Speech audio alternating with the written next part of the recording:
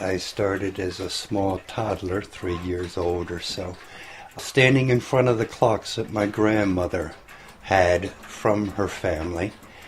We'd visit, the adults would talk, and I would go stand in front of the clocks, listen to the tick, listen to the beat of the clock, watch the pendulum swing, and wait for them to strike the hour.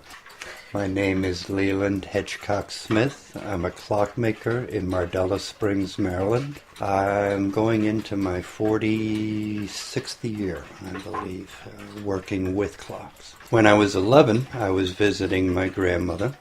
One of her clocks was not working, and she, to keep me occupied, offered to let me look and see if I could figure out what was wrong and if I could fix it. It was a disaster. I took the mechanism apart with the springs fully wound, and I had parts of clocks flying around the room. Put it in my suitcase, and when I got home, I went to a local clockmaker, showed him what I had done, with the hopes that he would fix it and allow me to pay him weekly out of my paper route money. But he said no. He said if I would come after school and on weekends, he would teach me how to repair the clock. From that point on, I just continued working on my own, making clocks, restoring clocks, repairing modern clocks, and sadly, and more frequently these days, replacing batteries for people.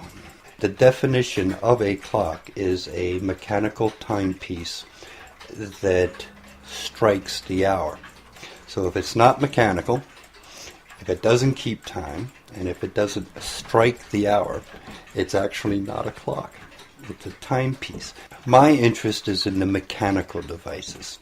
These pieces were first being made in the late 1600s, and they developed slowly up until the 1850s, where there was a major shift from floor clocks and tower clocks to mantle and wall clocks.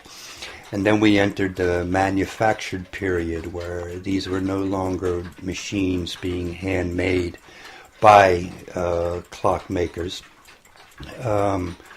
from raw stock. They were now the product of factories, and they were now manufactured. The manufactured pieces, which continue to today, were literally made in the millions, and they're all interchangeable, and they're not much interest to me. What interests me as a clockmaker are the pre-manufactured pieces, the clockmaker's hand, taking raw stock, raw materials, shaping and forming them into a machine that keeps time and strikes the hour. And you have the walnuts and the oaks. You have some shiny brass. You have tarnished brass. You've got casings with dials. You've casings without dials. You're looking into a machine that you're being drawn to because the dial's not there, and you're completely missing the shaping of the casing. Or you're seeing the shaping of the casing and you're missing the absolute wonder of all the girders and twists and turns. These pieces have life. These pieces have feeling. These pieces are part of that individual who built them. It's my clock shop.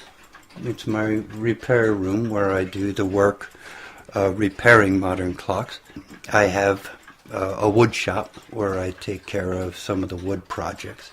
But in here is where I have my machine, my lathe, my metal turning lathe, my press, another even smaller lathe for even smaller stuff, and the various tools, hand tools that I use.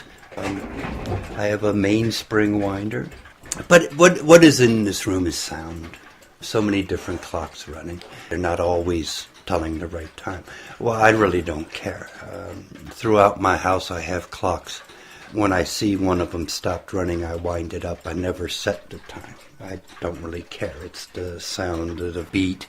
It's the striking of it every once in a while. It's that funny little creak or groan it makes as the spring unloads. And then in the shop, you have pieces that have just been brought in. And I set them running just to find out what's wrong with them. And you have pieces then that I've just worked on. And the work might be complete, but the regulation of the timekeeping still has to be done. And that takes a course of a few days. And then you have the piece that I wound up and I forgot about. So it might be 20 minutes off or whatever. And so you got different things at various stages, all being brought in together, each one being finished at its own schedule, within its own time.